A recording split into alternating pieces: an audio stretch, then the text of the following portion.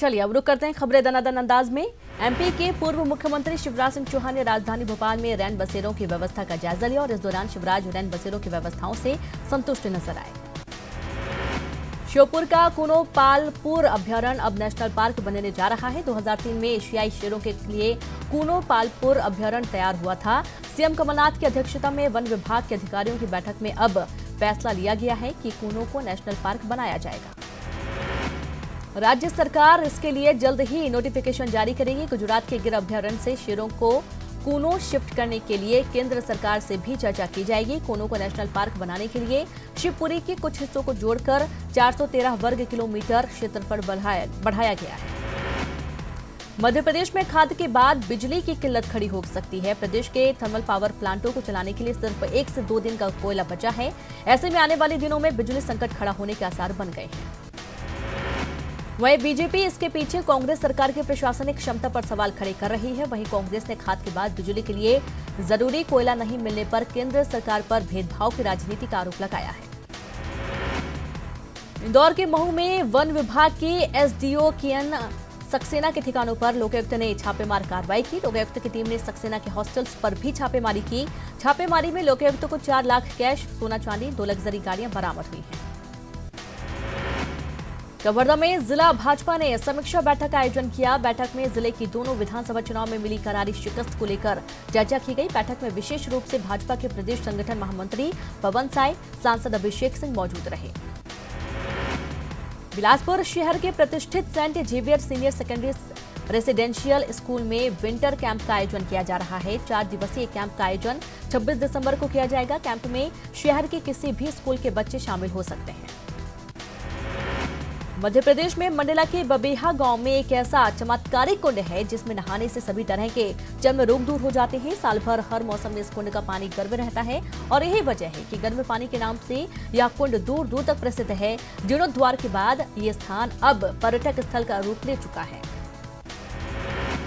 गर्म पानी कुंड के चारों तरफ हरे भरे घने जंगल हैं, जिसके चलते यहाँ की खूबसूरती देखते ही बनती है। प्राकृतिक सौंदर्यता से भरपूर और सर्दी के मौसम में प्राकृतिक गर्म पानी से नहाने की चाहत यहाँ हर किसी को खींच लाती है। इस कुंड में देसी सहित विदेशी पर्यटक भी आते हैं। बिलासपुर के मस्तूरी ब्लॉक में पंचायत प्रतिनिधियों द्वारा निर्माण कार्यों में भारी अनियमितता की जा रही है। लाखों की लागत से कोसम डीह मार्ग पर नाली निर्माण किया जा रहा है और इस नाली निर्माण में इंजीनियर नदारत है और पंचायत प्रतिनिधि बिना गुणवत्ता के बच्चों से निर्माण कराने में लगे हुए हैं। इंदौर में क्रिसमस की तैयारियां जोर शोर से चल रही हैं। यहाँ रेड चर्च में बच्चों ने गाने के जरिए ईसा मसीह के संदेशों को बताया। गरियाबंद की कुंभई कला सहकारी राशन दुकान में पहले सेल्समैन की गड़बड़ी की जांच अभी पूरी भी नहीं हुई थी कि दूसरे सेल्समैन का कारनामा सामने आया है। ग्रामीणों के मुताबिक सेल्समैन कमलेश वैष्णव गांव के करीब 25 हितग्राहियों को 2 महीने से राशन नहीं दे रहा है, जबकि उनके राशन कार्ड में राशन देने की एंट्री कर चुका है। गरियाबंद में एक अधेड़ की लाश कुएं से बरामद की गई है। मामला नयापारा गांव का है। घटना की जानकारी मिलते ही अमली पदर पुलिस ने मौके पर पहुंचकर शव को बाहर निकाला। शव की पहचान गांव के ही हीरा सिंह नेताम के तौर पर हुई है। बता दें कि हीरा सिंह 9 दिन से लापता था। बिलासपुर की रहने वाली अंकिता जिले में घूम घूम कर छोटे छोटे स्कूली बच्चों को गुड टच और बैड टच की जानकारी दे रही हैं और इसी कड़ी में समाज सेवा से जुड़ी अंकिता ने सरकंडा स्थित पॉश कॉलोनी के बीच बसे स्लम एरिया में बच्चों को पोस्टर के जरिए सही तरीके से छूने और गलत तरीके से छूने का अंतर बताया है। मुंगेली के लोरमी इलाके के झजपुरी गांव में 2 पक्षों में कुछ दिनों से चल रहा विवाद आखिर सुलझा लिया गया है और विवाद फैलाने वाले 11 लोगों को गिरफ्तार किया गया है। दिल्ली में आज मंत्रिमंडल का गठन को लेकर दिग्विजय सिंह और अरुण यादव ने राहुल गांधी से मुलाकात की। साथ ही सोनिया गांधी से भी दोनों नेताओं ने मुलाकात की। 25 दिसंबर को मध्य प्रदेश मंत्रिमंडल का गठन किया जाएगा। दोपहर 3 बजे राज्य के मंत्री पद की शपथ लेंगे। शपथ ग्रहण समारोह राजभवन में होगा, जिसमें शामिल होने के लिए सोनिया गांधी को भी निमंत्रण दिया गया है। मध्य प्रदेश के मुख्यमंत्री कमलनाथ भी राहुल से मुलाकात करेंगे, जिसके बाद मंत्री के नामों का ऐलान कर दिया जाएगा, जिसके बाद राजभवन में मंत्री शपथ लेंगे। वहीं सीएम हाउस में विदाई समारोह के दौरान टाइगर अभी जिंदा है वाला बयान देने के मामले में शिवराज सिंह चौहान अपनी ही पार्टी में अलग थलग पड़ते दिखाई दे रहे हैं। बीजेपी के वरिष्ठ नेता और पूर्व सांसद रघुनंदन शर्मा ने शिवराज के इस बयान पर तंज कसते हुए कहा है कि शिवराज अब फ्री हैं, लिहाजा वो फ्री स्टाइल में कुछ भी बोल सकते हैं। इतना ही नहीं, रघुनंदन शर्मा ने ये भी कहा है कि फ्री और स्वतंत्र आदमी स्वतंत्रता से ही बोलता है। आपको बता दें कि 2 दिन पहले सीएम हाउस में विदाई समारोह के दौरान शिवराज सिंह चौहान ने एक बयान दिया था, जिसमें वो जनता के सामने ये कहते हुए सुनाई दे रहे थे कि आप चिंता मत करना, क्योंकि टाइगर अभी जिंदा है। भगवान शिव और श्री राम के बाद अब हनुमान के नाम पर सियासत शुरू हो गई है। राजस्थान में चुनावी सभा में यूपी के मुख्यमंत्री योगी आदित्यनाथ के दिए गए बयान पर संत समाज ने योगी पर मामला दर्ज कराए जाने की बात कही है। अयोध्या से आए राम जन्मभूमि निर्माण न्यास के राष्ट्रीय प्रवक्ता ने योगी पर जमकर निशाना साधा और आने वाले चुनावों में भाजपा को हार का मुंह देखने की भी बात कही है। सागर जिले की सुर्खी विधानसभा से भाजपा के प्रत्याशी रहे सुधीर यादव के बयान पर बीजेपी में बवाल मच गया है। प्रेस वार्ता में सुधीर यादव ने कहा कि मेरे साथ कुछ पार्टी के कार्यकर्ताओं ने गद्दारी की है और ऐसे कार्यकर्ताओं को सजाए मौत होनी चाहिए। आपको बता दें कि सुधीर यादव सागर सांसद लक्ष्मी नारायण यादव के बेटे हैं और चुनाव के दौरान एक एसटी वर्ग के युवक के साथ जातिगत अपमान और मारपीट के आरोप में 2 दिन जेल रहकर बाहर आए हैं। झाबुआ विधायक गुमान सिंह डामोर ने भूरिया परिवार पर निशाना साधते हुए कहा कि भूरिया परिवार भय और आतंक की राजनीति करना चाहता है। बीजेपी ने कभी भी बदले की भावना से काम नहीं किया, लेकिन प्रदेश में कांग्रेस की सरकार बनते ही कांग्रेसी अधिकारी कर्मचारी को धमका रहे हैं। डामोर ने सांसद कांतिलाल भूरिया पर भी चुनाव प्रचार के दौरान अधिकारी कर्मचारियों को धमकाने का आरोप लगाया है। आपको बता दें कि हाल ही में जोबट विधायक कलावती भूरिया का एक वीडियो वायरल हुआ था, जिसमें वो कलेक्टर को धमकी देते नजर आ रही थी। बीजेपी में अब हार के बाद घमासान शुरू हो चुका है। समीक्षा बैठक में शिवराज सिंह चौहान पर जमकर सवाल उठाए गए। हार के लिए किसानों की नाराजगी और माई के लाल वाले बयान को हार की वजह बताया गया। जबलपुर में चुनाव के बाद बीजेपी ने हार को लेकर मंथन किया। लोकसभा चुनाव को लेकर भी बीजेपी पूरा जोर लगा रही है। राज्यसभा सांसद और भाजपा के प्रदेश महामंत्री अजय प्रताप सिंह ने कार्यकर्ताओं से बात कर उनका फीडबैक भी लिया। प्रदेश में जारी खाद्य संकट को लेकर पूर्व मुख्यमंत्री दिग्विजय सिंह ने केंद्र सरकार को जिम्मेदार ठहराया है। इंदौर पहुंचे दिग्विजय सिंह ने कहा कि केंद्र और राज्य सरकार के गलत प्रबंधन की वजह से प्रदेश में यूरिया की किल्लत हुई है। सरकार ने खाद की व्यवस्था एडवांस में नहीं की, जबकि उससे पहले से ही ये व्यवस्था करके रखनी थी। यूरिया संकट पर पूर्व मुख्यमंत्री शिवराज सिंह चौहान ने कांग्रेस पर पलटवार किया है। शिवराज सिंह चौहान ने कहा है कि 15 दिसंबर तक पर्याप्त मात्रा में यूरिया का स्टॉक था। कांग्रेस सरकार के कुप्रबंधन की वजह से यूरिया संकट है और ये बनाया हुआ संकट है। उन्होंने कहा कि यूरिया की कालाबाजारी हो रही है।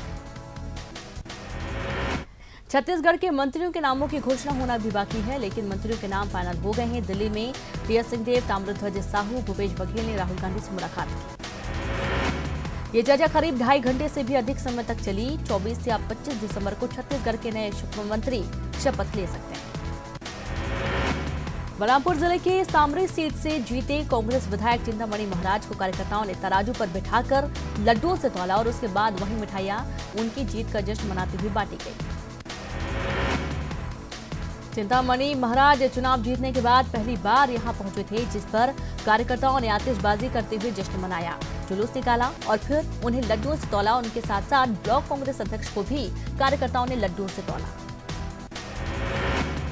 चिंतामणि महाराज टीएस सिंहदेव के बेहद खास माने जाते हैं। उन्हें मंत्री बनाए जाने की भी चर्चा है, हालांकि वो खुद को सिर्फ कांग्रेस का कार्यकर्ता बताते हैं। छत्तीसगढ़ बोर्ड परीक्षाओं के टाइम टेबल जारी कर दिए गए हैं। 10वीं बोर्ड की परीक्षा 1 मार्च से 23 मार्च तक होगी। वहीं 12वीं बोर्ड की परीक्षा 2 मार्च से 29 मार्च तक होगी। इसका समय सुबह 9 बजे से 12:30 बजे तक रखा गया है।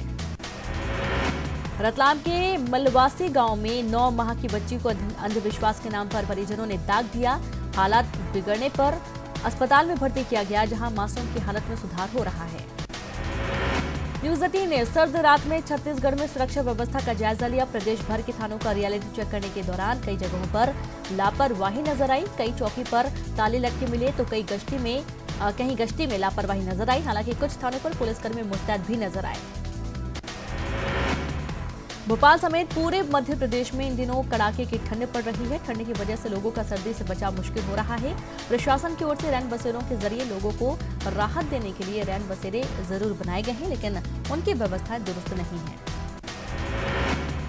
ठंड से बचने के लिए जबलपुर में रैन बसेरा बना हुआ है। रैन बसेरा में तमाम तरह की सुविधाएं उपलब्ध हैं। शहर के गोकुलदास धर्मशाला के पीछे बना रैन बसेरा हमेशा की तरह खाली दिख रहा है। रात 12 बजे के बाद ही यहाँ 2-4 लोग आते हैं।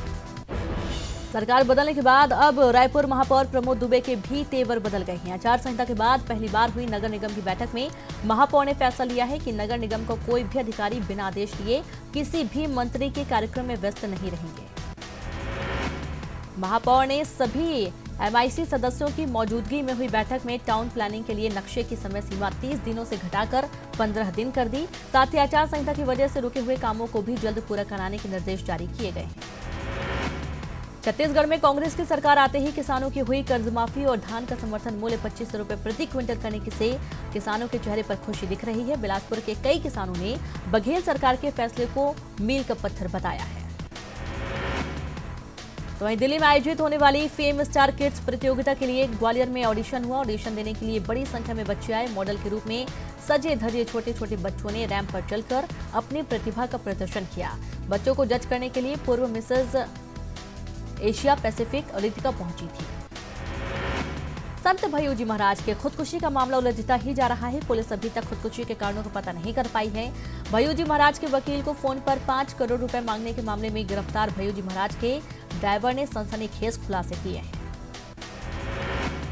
दतिया में महिला हॉस्टल को जारी सरकार के आदेश की खुलेआम धज्जियां उड़ रही हैं, तो वहीं बालिका और महिला हॉस्टल में पुरुषों के नहीं रहने का आदेश सरकार की ओर से जारी हुआ है। इसके बाद भी इन हॉस्टलों में महिला कर्मचारी अपने पतियों के साथ रह रही हैं। वहीं इस मामले को लेकर प्रशासन गोलमोल जवाब दे रहा है। सिंगरौली के करामी ग्राम पंचायत के कई मजदूरों को मनरेगा का भुगतान 3 साल से नहीं किया गया है। मजदूरी मांगने जाने पर पंचायत के सरपंच और सरपंच सचिव गुंडागर्दी करते हैं। मजदूरी की मांग को लेकर ये मजदूर कई जगह गुहार लगा चुके हैं। अब अधिकारी कह रहे हैं कि मजदूरों के बकाये पैसे को जल्द दिलाया जाएगा। बुरहानपुर जिले की नगर पंचायत शाहपुर में गंदगी फैलाने पर 50 रुपए से लेकर 1000 तक का जुर्माना लगाना शुरू किया गया है। साथ ही डोर टू डोर कचरा कलेक्शन के लिए हर घर से 30 रुपए शुल्क वसूलना शुरू किया गया। वहीं बीजेपी ने जुर्माना लगाए जाने को बीजेपी ने जल्दबाजी करार दिया है। इंदौर में पूर्व प्रधानमंत्री अटल बिहारी वाजपेयी के 95वें जन्मदिन पर केंद्र सरकार सिक्का जारी करेगी। यह स्मारक सिक्का 100 रुपए के मूल्य का होगा। हालांकि ये प्रचलन में नहीं आएंगे। 35 ग्राम के सिक्के में 50% चांदी, 40% तांबा, 5% निकिल और 5% जस्ता होगा। इस सिक्के के एक पहलू पर अटल जी का चित्र, उनका जन्म वर्ष 1924 और मृत्यु वर्ष 2018 और हिंदी और अंग्रेजी में उनका पूरा नाम लिखा होगा। इसके साथ ही संसद के सेंट्रल हॉल में पूर्व प्रधानमंत्री और भारत रत्न से सम्मानित अटल बिहारी वाजपेयी का पोर्ट्रेट भी लगाया जाएगा। लोकसभा स्पीकर सुमित्रा महाजन ने आज इंदौर में कहा कि साल 2009 से संसद के सेंट्रल हॉल में किसी का भी चित्र लगाने पर पाबंदी थी, क्योंकि वहां जगह की कमी है। लेकिन अटल जी का चित्र लगाने का फैसला सर्वसम्मति से किया गया। ये चित्र भी उनके जन्मदिन 25 दिसंबर को लगाया जाएगा। वहीं दिल्ली अटल बिहारी वाजपेयी की समाधि स्थल जो 5 एकड़ में बन रहा है, वहां 26 दिसंबर को एक भव्य कार्यक्रम रखा गया है। सुमित्रा महाजन ने कहा कि हर बूथ स्तर पर पूर्व प्रधानमंत्री अटल बिहारी वाजपेयी का जन्मदिन सुशासन दिवस के रूप में मनाया जाएगा। मंडला जिले के नैनपुर के भैंसवाही ग्राम में 2 गुटों के बीच खूनी संघर्ष हो गया। दरअसल गांव का एक युवक अपनी बाइक से जा रहा था। इसी दौरान अचानक से एक मुर्गा सामने आ गया, जिसमें उसकी मौत हो गई। मुर्गे की मौत के बाद मुर्गा मालिक ने बाइक सवार को रोककर आपत्ति जताई। इस दौरान यह आपत्ति युवक को नागवार गुजरी और उसने अपने साथियों के साथ मुर्गे के मालिकों के ऊपर लाठियों और डंडों से जमकर हमला कर दिया। इस मारपीट के बाद दूसरे पक्ष ने पथराव करना शुरू कर दिया। जानकारी लगते ही मौके पर पुलिस पहुंची और गांव को छावनी में तब्दील कर दिया गया।